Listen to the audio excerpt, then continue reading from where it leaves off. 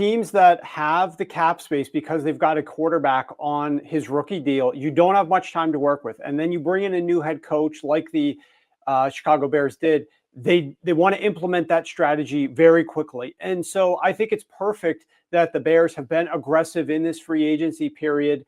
We know that you tend to overspend a little bit in free agency, but when you're in those situations with an elevated cap, and you've got the cap space thanks to a quarterback on a rookie deal, and you got a new head coach, this is the time to go after it. And the Chicago Bears went ahead and did that, replaced their guard, center, and guard, all three, the middle of that offensive line. And they needed to do that massively for several reasons. Number one is obviously the pass protection for Caleb Williams, who was sacked a ton, pressured a ton last season. We know that the quarterback does control that to some extent, but they need to figure out a way to get him a little bit more comfortable with the passing game to execute from a more timing-based perspective. And so allowing him to be a little bit settled there with some of that better pass protection in the middle is going to benefit Caleb Williams massively. And then what else will benefit Caleb Williams is having a bit better of a run game. And if you look at the Chicago Bears last year, up the middle of the field, from the guards, guard, center, guard, any run to that direction of the football field. This team ranked 30th in yards per carry last season from the running backs, gaining only 3.1 yards per carry. They ranked 30th in EPA per rush attempt.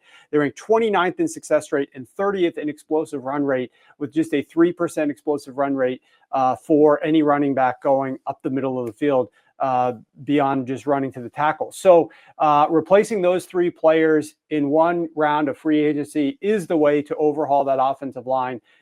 And certainly I like the vision that the Chicago Bears are operating with and the aggressiveness with which they're pursuing their plan, which is we need to build through the trenches and we need to figure out a way to get this passing and rushing attack to function at a much higher level than they were last season.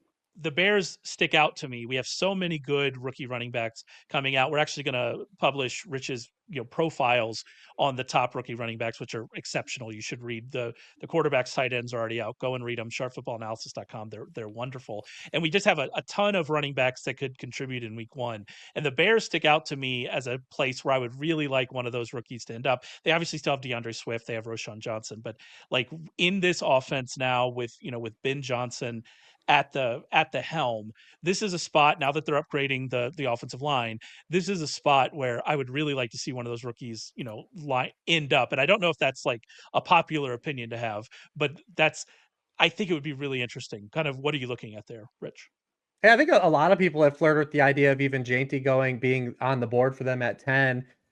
Given what, Ben Johnson comes from, using two backs, in Detroit, them spending a lot of capital on running backs, not just Jahmyr Gibbs, but signing David Montgomery in free agency, having multiple, quality backs. And it's ironic that he's getting DeAndre Swift again, a guy that he had, and then they kind of ushered out a little bit and then replaced him with Jahmyr Gibbs.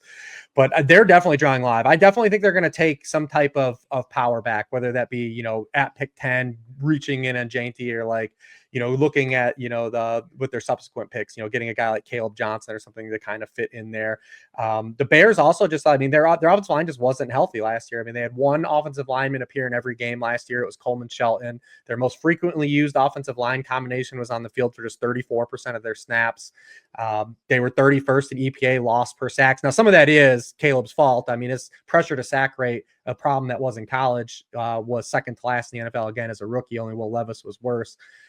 They've still got some things to kind of address here. We've seen some teams try to do this. Remember, the Chargers tried to do this with Justin Herbert, buy an offensive line, and it didn't fully work out for them. So we have to see if these guys can stay healthy. Tooney's a little bit older, but has been an all-pro the past few years. Jonah Jackson hasn't played a full season since 2021. So they still have to, I still think they're not done. I think they're going to draft rookies to this offensive line still too. But everything that the Bears are doing is another like arrow. Give your rookie quarterback stuff. And Warren's going to talk about the Patriots. I think the Patriots are doing the exact opposite of what they should be doing.